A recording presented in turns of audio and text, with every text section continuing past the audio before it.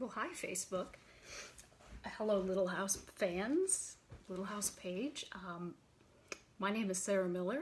I'm here because I wrote a book called Caroline Little House Revisited, which is the story of Little House on the Prairie as you know it, but this time told by Ma, by Caroline Ingalls. It's out in paperback today. It's super nice and bendy. And I'm here to just chat and answer your questions for, let's spend like half an hour and just get to know each other a little, talk about the book. If you have anything to say, hi, Debbie, I'm glad you liked it. Just leave a comment and I will answer some questions. They fed me a few that some folks left in advance, so I can start with that. I will confess one of my favorite questions, just the way this person said it. How did you even begin to write something like this? It seems like a lot of work. Yeah, it really was. But that for me is the fun part. I guess really maybe the better question to start with is what possessed me, what got me interested. The answer to that question is the audiobooks. When I was working at a children's bookstore, Harper was reissuing these, and they came out all in a big set, and the owner took one home and listened to it and said, "These are great, you gotta listen to them," and so I did. I listened to this one, and it was great, and then I listened to this one, and it was also great, and eventually, this happened, and I listened to them all, and what got this whole book started is listening to Cherry Jones perform those audiobooks, because Cherry Jones did what a good actor does. She gives you more than what is on the page. So when you listen to her voice, especially when she's speaking in Ma's voice, she kind of gives you little hints just with her tone and her inflection of what Ma might be thinking. And it wasn't something as a kid that I had really considered. And the scene that really got me was when, if you remember, when Pa goes to town in Kansas, there's one trip where he's late coming back, and Laura wakes up in the night, and she's sitting there, and she sees Ma sitting in the rocking chair in front of the fire. She hears the wind howling, and she sits up bolt upright, and she's a little afraid, and she said, what's that howling, Ma? And Ma says, "That's the wind howling. Go to sleep, Laura." And Laura does, because it's Ma. But Laura has also seen that in Ma's lap is a pistol. Pa's pistol is in Ma's lap. And I went, whoa! I didn't remember Pa had a pistol. Why is it in Ma's lap? What is she thinking? Why, And it really hit me all of a sudden. What was it like to be the person whose job it is to make Little House feel the way Little House feels, all sort of warm and safe and cozy? And that is really what got me rolling. I wanted to know, what was it really like to be in her position, to be a person like that. And also, by the way, she was pregnant with her third child when they were living in Kansas, so that adds a whole new layer. So let's see what folks have to say. Thanks, Rebecca. Again, how did I begin to write something like this? Like I said, that to me is the fun part. I like doing research. I like reading. I read about pioneer women. I read diaries. At that time, Pioneer Girl, Laura's memoir, had not been published yet. I read that on microfilm to see some of the real facts of her life, because the fact and the fiction are all, there are lots of different levels between Laura's life and Laura's books, and the TV show are all a sort of a big different blend. So to learn to read the biographies and articles and her manuscripts, and thank heaven that Mrs. Wilder had really legible, nice handwriting. She made it a lot easier for me. I went to all the home sites. That was cool. Did a lot of sort of crazy things, like I made a dress. I thought I could sew it all by hand. That was a dirty lie. I was really, really wrong. I did, though. I did do the crochet trim. So, all right. So, ask me some things. I'm paying attention now. What am I working on next? Says Jennifer.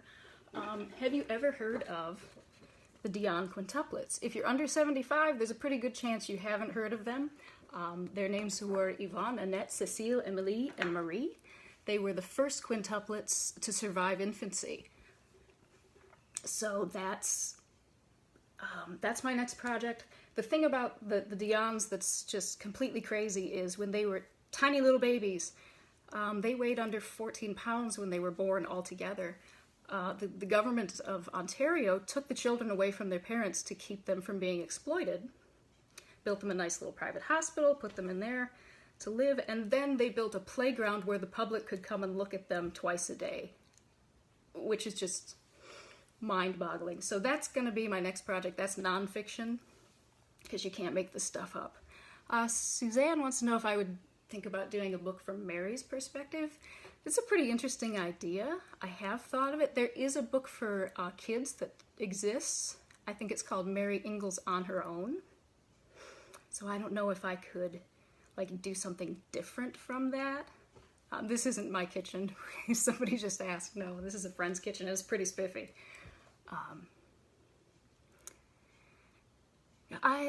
Adriana, I was never part of the show. I'm an author. I wrote this book called Caroline. I don't know if there will ever be a movie. That would be kind of cool to see another one of those. Casey wants to know, did I watch the show?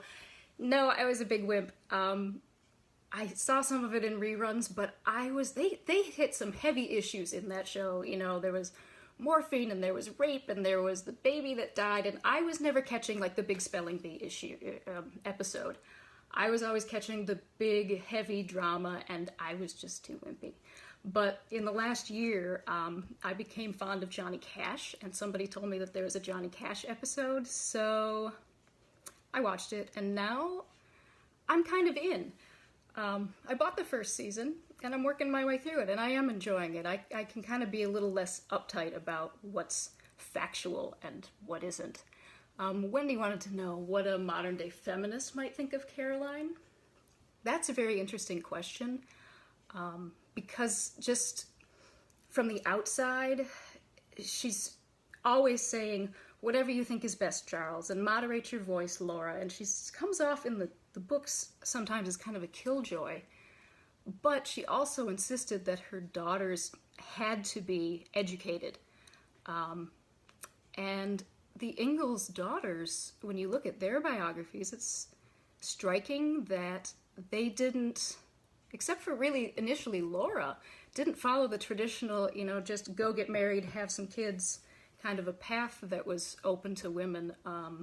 Mary went to college, that's a fact. Learned to be as independent as she was able to as a blind woman at that time. Laura taught school before she was married. Carrie worked at the De Smet Leader, the local newspaper, and she also held down her own homestead claim. She did eventually marry relatively late, and Grace did as well, but she also taught school first. So there was this streak of independence in those girls, and I like to think it came from Caroline, but I can't prove it. But given what she thought about education and the fact that her own mother was widowed when Caroline Ingalls was quite young, I want to say she was about 6, and I suspect that watching her try to raise 6 children, I think, made an impression and made her want her girls to be capable. Chris asks, if I was to write another book about Caroline Ingalls, what one would I tackle? Boy, I don't know. There's good Caroline stuff in Plum Creek. When the grasshopper plague hits, and Pa goes and walks 200 miles, I think, to try and find work. She's left behind with 3 little girls, and again, in real life, she was pregnant at that time, which that would have been the baby Freddie. there's kind of great stuff for Caroline in The Long Winter too, because she's really holding them together when Pa can't even play the fiddle to lift their spirits. You know, it's Ma who does the hard sort of nitty-gritty work of holding the family together and keeping them fed.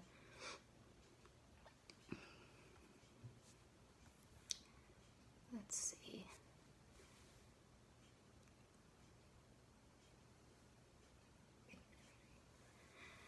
Someone asked me what was the hardest part of writing this book, and the funny thing is it wasn't the research. I mean, I can get really bogged down in research and wondering, you know, how much does a sack of flour cost in 1870?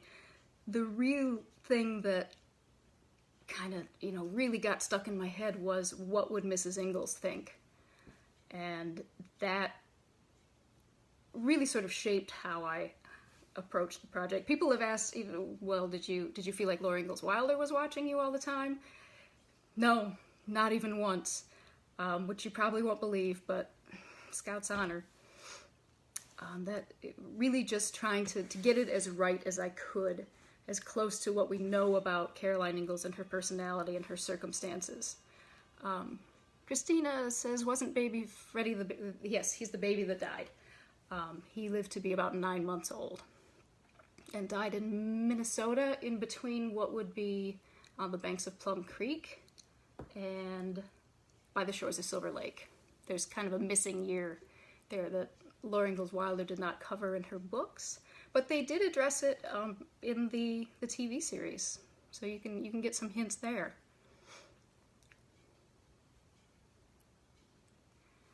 Okay, more questions.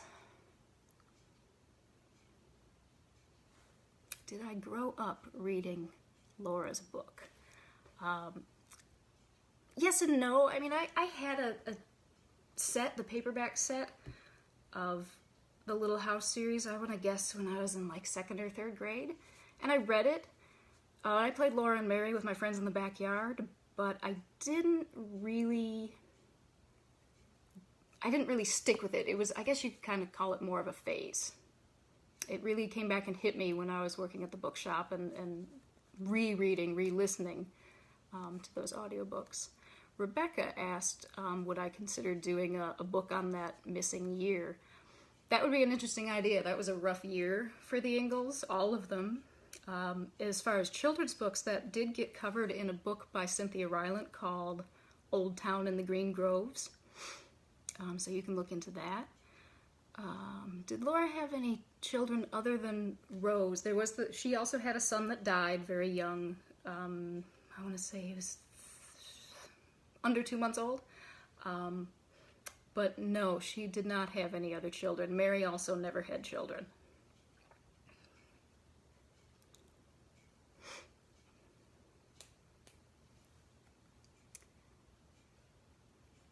Let's see what else. Yes, you're correct that Mary was blind. A question from Iceland, were the TV shows true to the real story? Yes and no. There's some very good episodes that are very true to the books, and there's some very good episodes that just took their own path and sort of leapt out into uncharted territory. So it's a big mix, but there's stuff to enjoy on both sides of the spectrum.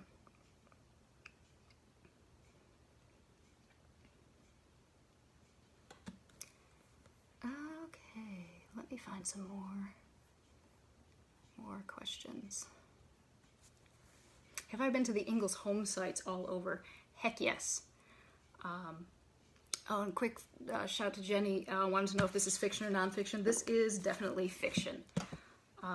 But again, about the home sites, yes, I went to all of them. I took a big road trip 8 years ago, and it was I started in Missouri, went to Kansas, up to South Dakota, then Minnesota, Wisconsin, and down even to Iowa. Amy Baker wants to know, was there really a Mr. Edwards? That is a tougher question than it sounds like. there's no man in the census information called Mr. Edwards. There was, however, a bachelor. He was from England. His name, I think, was Edmonds or something similar. But there was a bachelor neighbor. Could have been him. There is a man buried in Independence, Kansas. So it seems that Laura Ingalls Wilder created Mr. Edwards as sort of a composite character out of a number of different neighbors. If you read the manuscripts that she's left behind, there are 2 or 3. There's a full manuscript of Little House on the Prairie, and there's a couple partials. And they're different people do the things that are eventually attributed to Mr. Edwards. Like there's a Mr. Brown, I think, who brings them their Christmas presents. In one version, it's pretty unsettling. It's actually Mr. Edwards who is stuck down in the well, and in that version he dies. So clearly she kind of did some picking and choosing, and she, to a certain degree, invented Mr. Edwards. Maybe it would be fun to think out of the best parts of all of their neighbors.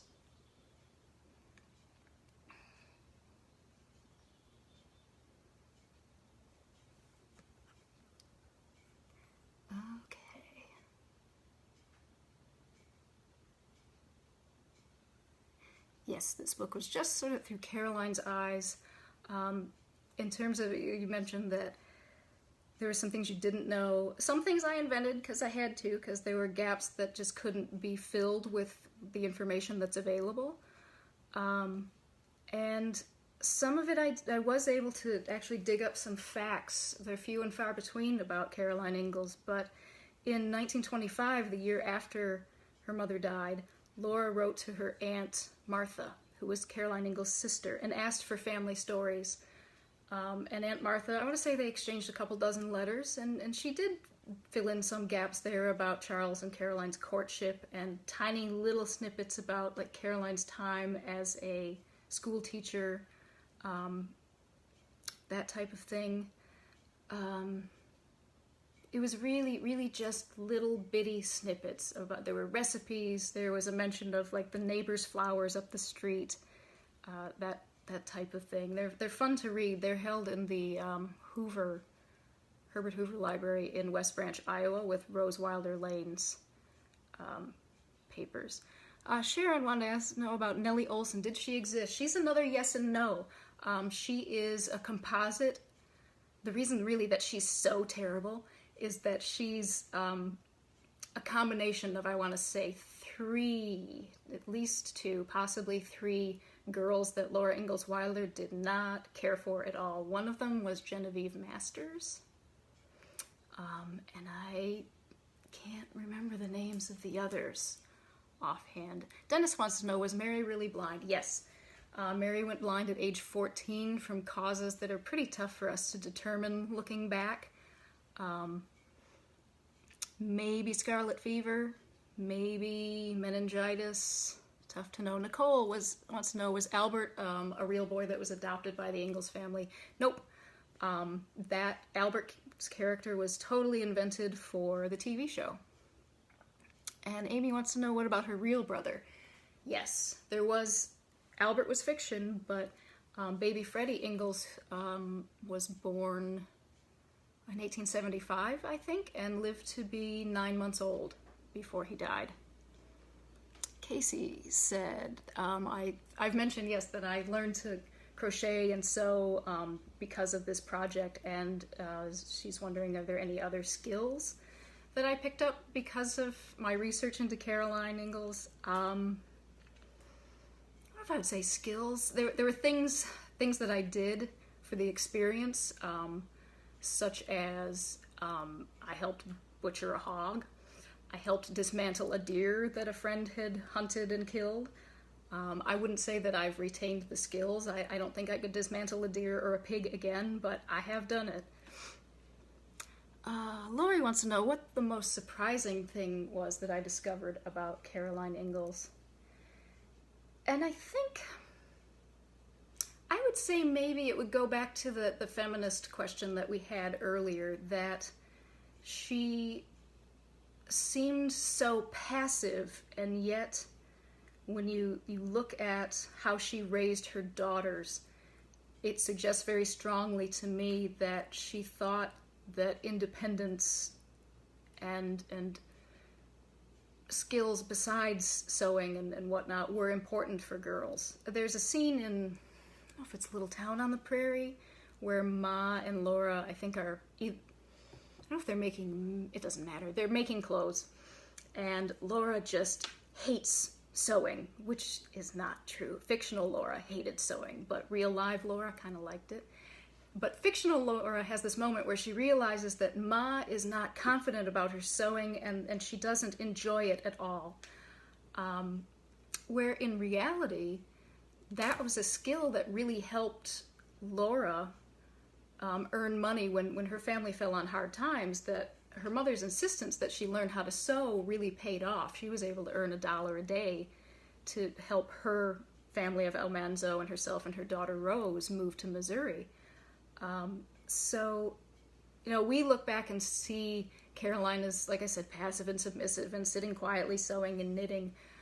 But part of, I think, the reason that she instilled those skills in her daughters was that her mother was a dressmaker who'd been widowed, and that gave her daughters a way to, should it come to that they would be able to earn money.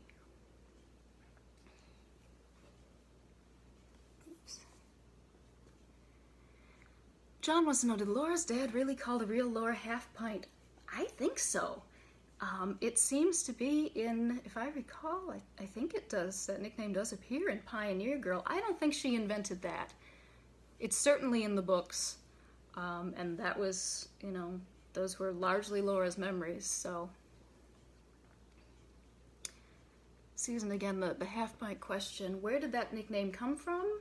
I think that was probably just a spontaneous invention from Pa, because she was the littlest, and he called her his half pint of sweet cider, half drunk up. You know, dads do that. Did Dr. Tan really work? Yes, Chris, Dr. Tan was a real person. He was an African-American doctor who lived in Independence, Kansas at the same time as the Ingalls family.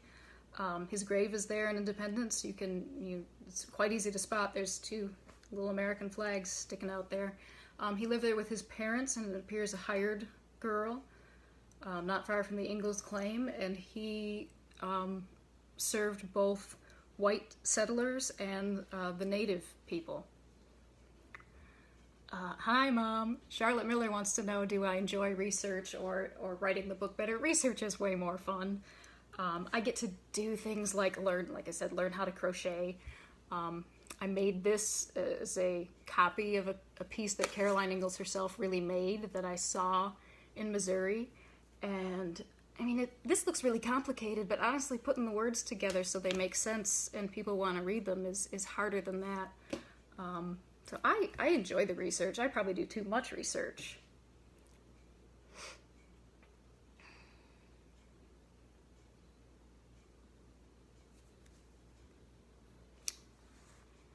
If you were Caroline, says Debbie, would you have agreed to move to the homestead? Do you think she wanted to move, or was it only her husband's idea?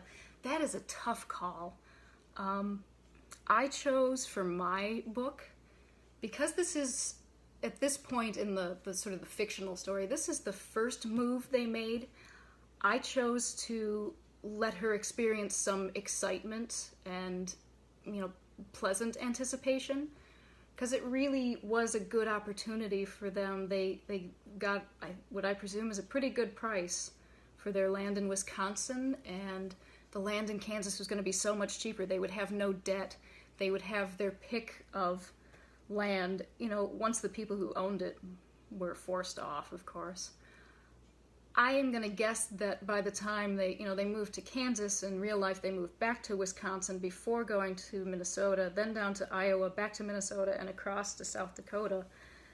I would not be the least bit surprised if she kind of got tired of that whole process by the time they landed in South Dakota. And I suspect it is true that she did not want to move on. Charles probably would have gone to Oregon. It was the cool thing to do. And, but she did apparently put her foot down. Shauna wants to know, what is your book called? If you got here late, it's called Caroline, Little House Revisited. And it's just out in paperback today. I would say I could answer a question or two more before it's time to go. So if there's anything on your mind. Hi, Norma and Betty. Katie heard that Nellie didn't exist in real life. That's true and not true. There were three girls that really irritated Laura, and she, as a kid, and she sort of mushed them all together and created the super mean Nellie Olson. Were the other adoptions of Cassandra and James true? No, they weren't. But they're still fun to watch. It's cool.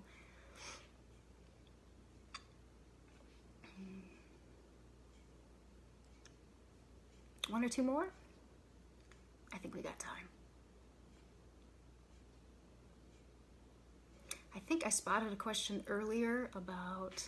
Oh, here we go. Melissa wants to know, how long did I spend on this project? Forever. I think I started around 2010. It took me 6 years. It took me 6 years to write.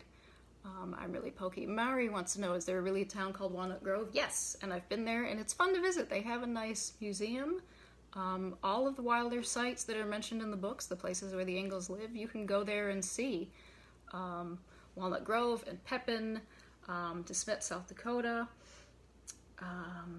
Independence, Kansas, and also don't miss, if you're going to go on a Wilder Odyssey, you've got to go to Mansfield, Missouri, where Laura lived the vast majority of her life and wrote her books, and they have a big new museum that I hope to see soon. It wasn't up when I was there, full of artifacts. Pa's fiddle is there, Ma's pearl-handled pen is there. You gotta go.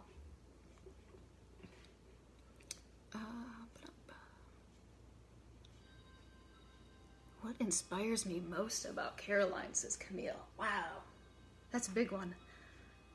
I don't know, maybe just the fact that she just kept putting one foot in front of the other for all those years. Her loyalty, and her grit. She did not have it easy. She had a lot of good times. It becomes clear from reading the Little House books, but the reality of her life was also pretty tough. But that she lived those circumstances and also sort of left her daughter with such a warm and pleasant, cheerful feeling, I think speaks really well of her. And I think I'm just about out of time. One more. David wants to know if I'm related to Laura Ingalls Wilder. No, not even a little as far as I know. There are no direct descendants of Laura Ingalls Wilder. Her son died in infancy, and her daughter Rose had no children. Have I considered writing another book from Caroline or another character's perspective? Kind of. Like I said, it took me 6 years to do this. I wouldn't say I'm not ever gonna do it, but it's a big commitment. I've done a lot of the research. It does pass through my head from time to time. So we'll see. So I'm about out of time. I'm gonna thank everybody for coming. This has been fun. Hi, Kimberly, thanks. It's not my kitchen, but it's super cool, isn't it? And maybe we'll talk again soon. Thanks.